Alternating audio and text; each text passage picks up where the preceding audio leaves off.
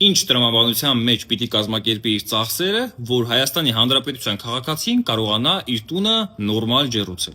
Որպեսզի պատկերացնեք, սիրելի ընկերներ, 2024 թվականի տվյալներով պարենային նվազագույն զամբյուղը կազմում է 41,000 դրամ։ Եվ արձանագրվել է, որ ամենաքիչ աշխատավարձը 75,000 դրամն է։ Ինչ ռազմավարությամբ պիտի կազմակերպի այսօր Հայաստանի Հանրապետության քաղաքացին իր ծախսերը, որպեսզի 34,000 դրամի մեջ կարողանա տեղավորվել իր չնախատեսված ծախսերը, ջեռուցման ծախսերը եւ այլ բոլոր մնացած այլ խնդիրները։ Ամբողջ խնդիրը հետեւյալն է, որ այս ամենին զուգահեռաբար Հայաստանի Հանրապետության падգամավորները ստանում են 3 միլիոն դրամ պարգևավճար։ Նախարարները 6-ից 7 միլիոն։ Վարչապետը մոտ 12 միլիոն դրամ պարգևավճար է ստանում։ Ինչ է երևում։ 2 Հայաստան,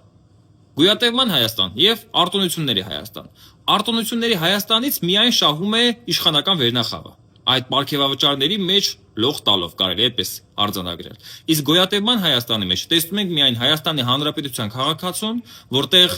չի երևում թե ինչ ռազմավարությամբ կազմակերպի Հայաստանի Հանրապետության քաղաքացին իր ծախսերը,